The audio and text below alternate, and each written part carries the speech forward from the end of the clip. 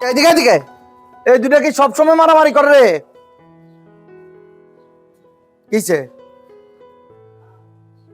কিসে কিসে? বাবা বাবা, এটা সত্যি কি আমি বলি কি খাওয়ায়? এটা কোনো খামারই খাওয়ায় না। এটা খাওয়াবে আপনি যে একটা গরু পালে, তার টার্গেট থাকে আমি এটা 3 মাসের মধ্যে বিক্রি করবোই। গরিবের ঘরে যদি একটা বাচ্চা হয়, দুধের বাচ্চা, ওই বাড়ির সামনে জায়গায় ওই বাচ্চা বেচবি রে, 1.5 লাখ টাকা দিব। ওই কৃষক চিন্তা করে যে কিরে আমার 50,000 টাকার বাচ্চা 1.5 লাখ বলে, ওই বাচ্চা বিক্রি করে ফেলে। ও তো জানে না এটার ভিতরে কি আছে।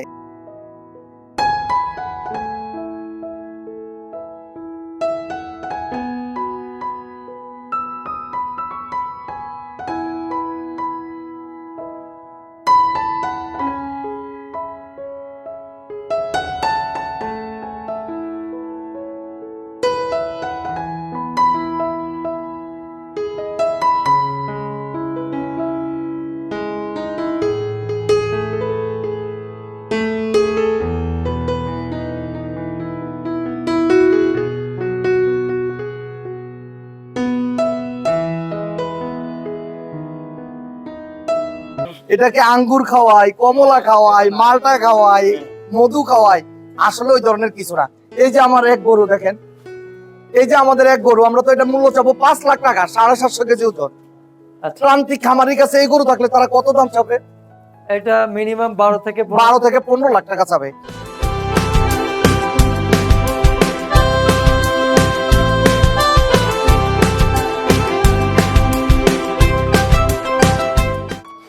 সুপ্রিয় দর্শক, আসসালামু আলাইকুম। দর্শক, আপনাদেরকে প্রীতি ও শুভেচ্ছা জানাচ্ছি নতুন আরেকটি প্রতিবেদনে।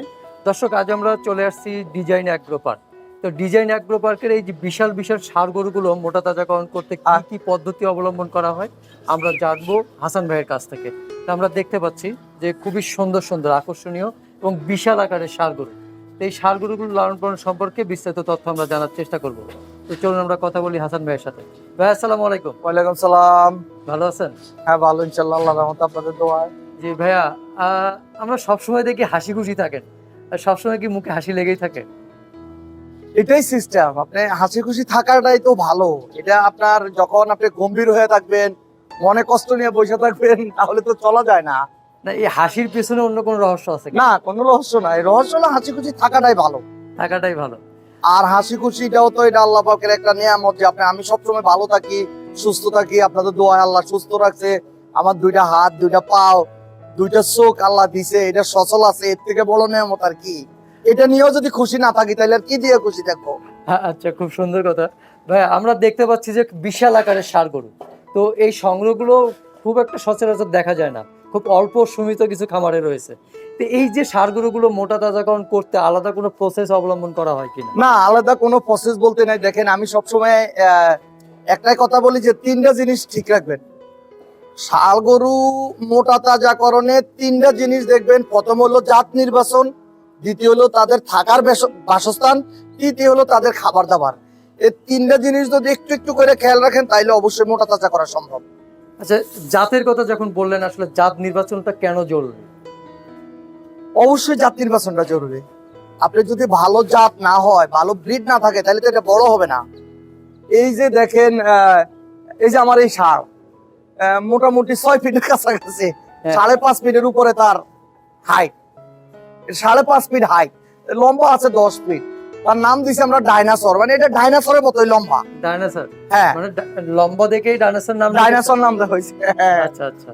তো এই যে ওটাকে খাওয়ার তালিকায় আসলে আমরা অনেক সময় বিভিন্ন জায়গায় শুনেই থাকি, তারপরে একটু জানতে ইচ্ছা করে যে খাওয়ার তালিকায় এর খাবার তালিকায় সকালবেলা ঘুমের থেকে উঠেই তাকে আগে আমরা সাইলেজ দেই। একদম সকালবেলা ঘুমের থেকে উঠে তাকে 5 কেজি সাইলেজ দেওয়া হয়। আচ্ছা।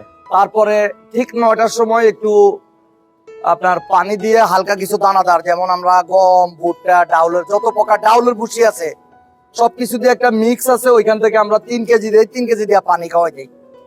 আবার একটা সময় তাকে কাঁচা ঘাস দিয়ে আমরা একদম চালি পরে, আবার ঠিক 5টার সময় এরকম আমরা 3 কেজি দানাদার আর একটু পানি খাওয়াই। রাত্রে 9টার সময় একদম চালি ভরে তাকে ঘাস দেওয়া হবে। আচ্ছা। খাবার খেয়ে কি এরকম ডাইনোসরের মতো? হ্যাঁ, ইনশাল্লাহ সম্ভব। সাধারণ মানুষের একটা বিভ্রান্তিকর কথা আমরা শুনতে পাই। যেটা যে এই গরু মোটা তাজা বড় বড় গরুর জন্য স্পেশাল মেডিসিন দেয়? না না না, এটা আমি বলি আপনার, সত্যি না আসলে কি? এটা সত্যি, এটা সত্যি কি আমি বলি কি খাওয়ায়, এটা কোনো খামারই খাওয়ায় না। এটা খাওয়াবে আপনি যে একটা গরু পালে, তার টার্গেট থাকে আমি এটা 3 মাসের মধ্যে বিক্রি করবই। না হলে আপনার বড় বড় খামারিদের যাদের 100 গরু থাইকা যায় তাদের কি অবস্থা হইতো। আমরা বিয়াবাড়ি হাটে আমাদের গরু নিয়ে গেছিলাম, বিয়াবাড়ি হাটে আমার জানা মতো 11টা গরু মারা গেছে রোদে স্টক করে, বড় গরু। এর মধ্যে একটা গরু কোনো খামারের গরু মারা যায়নি, সব একটা দুইটা যে পালছে তার গরু মারা গেছে।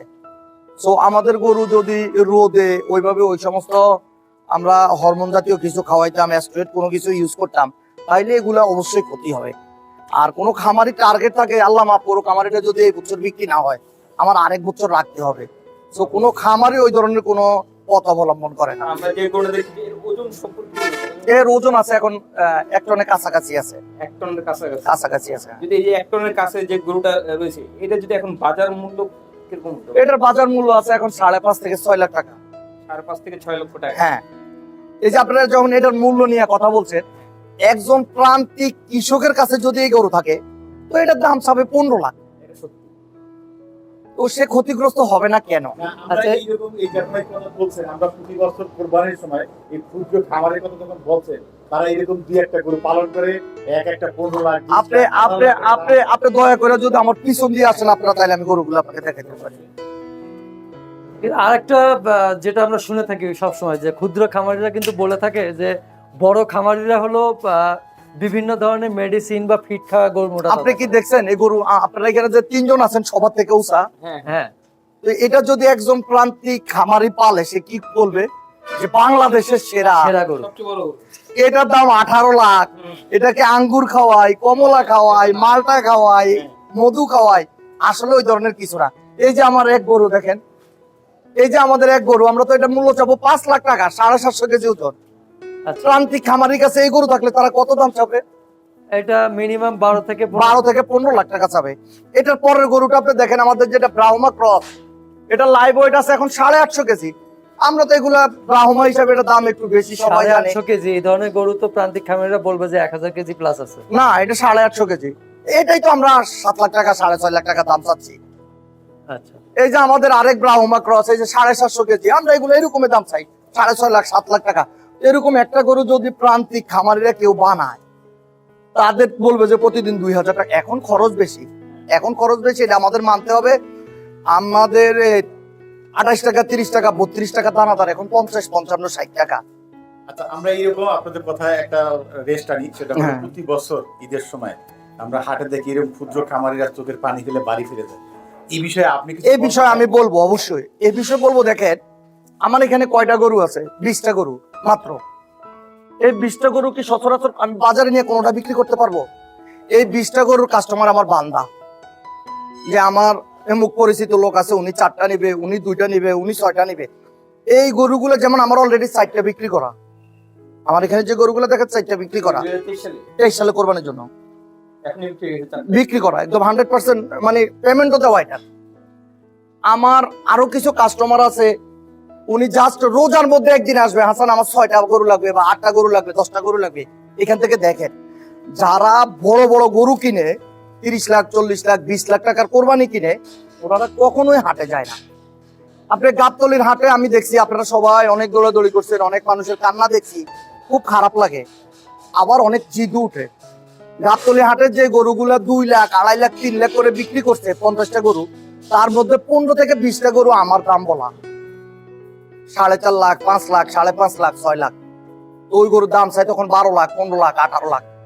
ঈদের আগের দিন বা ঈদের 2 দিন আগে ফোন দিয়ে বলে, স্যার আপনি যে দাম বলছেন গরুটা নেন। আমি তখন নিয়ে কি করব? আমি তো গরুর দাম বলছি রোজার মাসে। আমার কাস্টমার তো আমার কাছে রোজার ঈদের সময় গরু কিনে নিয়ে যায়, তখন কোরবানির ঈদের 3 দিন আগে আমি গরু এনে কি করব? তো এই ভুলটা, এই ছোট্ট ভুলটার কারণে সবার খেসারত দিতে হয়, তারা আসলে বেশি লাভ চায়। বেশি লাভ চায়। এটা আসলে কখনোই সম্ভব না। যদি খাবারের কেজি 100 টাকা কেজি হয়, তাও কি আমার 5 লাখ টাকাটা কেউ আমাকে 7 লাখ টাকা দিবে? কখনোই না। আমি পালি কেন? আমার লস হচ্ছে, তাহলে আমি পালি কেন? আমি বলবো যে প্রান্তিক কৃষক আমাদের থেকে তো ওনাদের খরচ কম।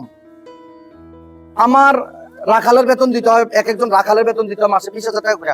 ওনারা 2টা গরু পালে, এক্সট্রা কি কোনো লোক রাখে? হয়তো নিজেরা পুরুষ যারা আছে মাঠে কাজ করে, মহিলা যারা আছে ওনারা বাড়িতে কাজ করে।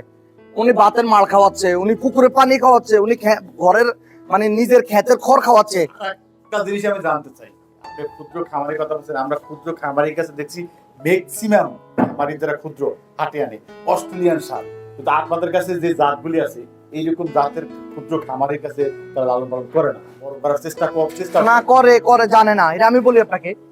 বাংলাদেশে এখন আমি তো একজন ছোট খামারি, আমি বড় খামারি না, আমার থেকে অনেক বড় বড় খামারি আছে, 20টা 30টা 40টা বড় খামারি আছে। ওনাদের প্রতিটা জেলায় 68টা জেলায়, এক জেলায় 10 জন করে দালাল আছে, মানে যারা ইনফরমেশন দেয়। কোন গরিবের ঘরে যদি একটা বাচ্চা হয়, দুধের বাচ্চা, ওই বাড়ির সামনে জায়গায় ওই বাচ্চা বেচবি রে, 1.5 লাখ টাকা দিব। ওই কৃষক চিন্তা করে যে কি আমার 50,000 টাকার বাচ্চা 1.5 লাখ বলে, ওই বাচ্চা বিক্রি করে ফেলে। ও তো জানে না এটার ভিতরে কি আছে। এক্সাম্পল, এই যে 2.5 বছরের গরু 150 কেজি, আমার এটা 2 দাঁত, এটা দাঁত দেখেন সামনে, এটা 2 দাঁত, এটা 4 দাঁত। ওই প্রসঙ্গে একটু বলতে চাই, যেটা হলো যে বললেন যে দালালরা, তো দালালরা আসলে কি এক ধরনের সিন্ডিকেট তৈরি করতেছে, ডাইরেক্ট সিন্ডিকেট। এতে কি মানে প্রান্তিক যে খামারিরা আছে আসলে তারা একটা আশায় থাকে যখন বেশি হয়, শেষ পর্যন্ত তারা না, এটা আমি তাদের আশা বলবো না, এটা হলো তাদের বোকাম। আমি কি বলছি আপনাকে, তাদের কি পরামর্শ দেবেন? আমি পরামর্শ হলো, আপনি এটা পালছেন, এটা আপনার ঘরের বাচ্চা, এটা দাম হিসাব করেন 1.5 লাখ, আপনি 4 বছর পালছেন, যদি মাসে 10,000 করে হয় খরচ, মাসে 15,000 টাকা করে খরচ হয়, তাইলে 1 বছরে কত? 2 লাখ টাকা। তাইলে আপনি যদি 3 বছর পালেন, 3 দুগুলো 6 লাখ, আপনি 8 লাখ দাম চান, আপনি কেন 16 লাখ দাম চান, 18 লাখ দাম চান?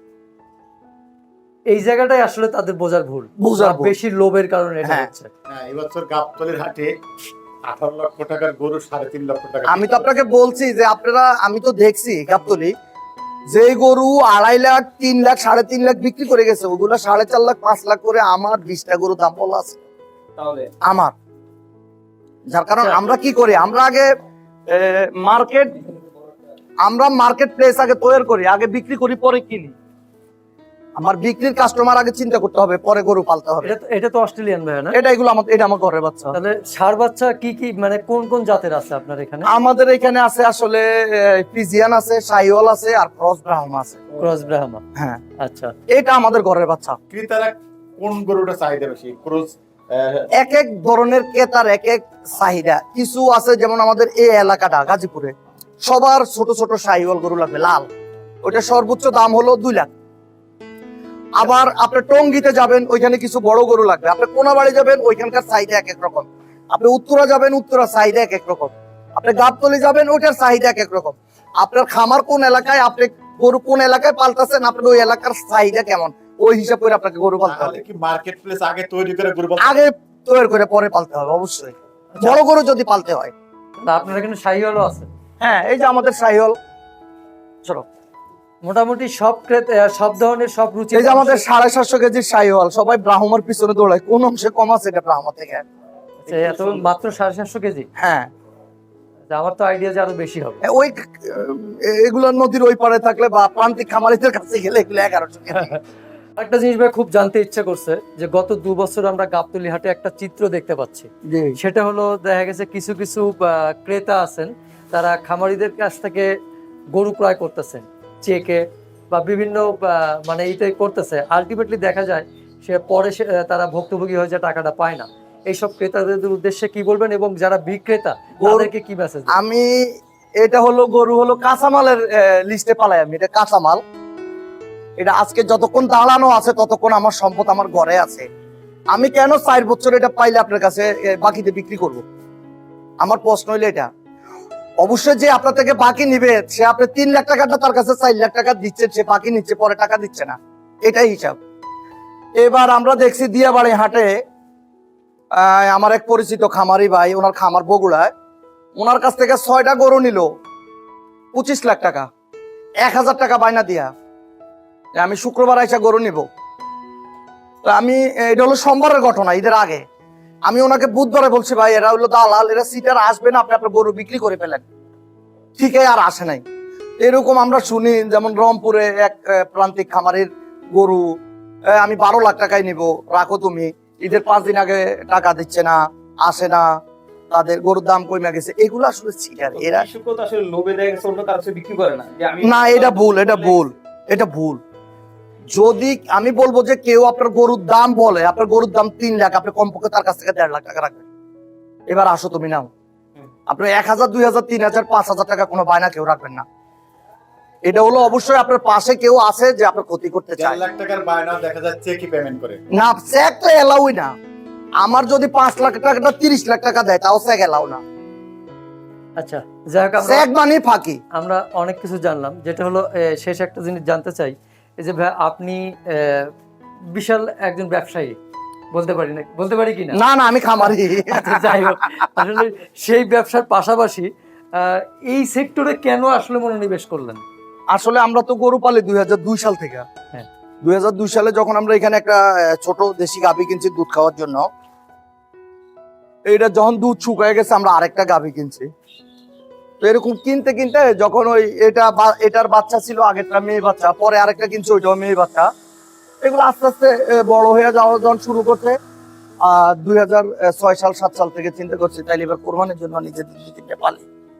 তখন দেখছি আস্তে আস্তে চাহিদা, বন্ধু বান্ধব, আত্মীয় স্বজন যে আমাদেরকে একটা দাও, আমাদেরকে একটা দাও, এইভাবে করতে করতে আসলে বড় হয়ে গেছে। তো এখন আপনাদের খামারে কয়টি গরু আছে? আমাদের এখন ছোট বড় মিলে 650 গরু আছে আল্লাহর রহমতে। 650, মানে গাভী সব মিলে সব মিলে প্রায় 650 গরু। 650 গরু। ভবিষ্যতে আর কি পরিকল্পনা আছে? না, আর বাড়াবো না, এখন আস্তে আস্তে কমাই ফেলবো ইনশাল্লাহ। বিক্রি করতেছি অলরেডি, হয়তো খুব তাড়াতাড়ি 300-400 গরু বিক্রি করে ফেলবো।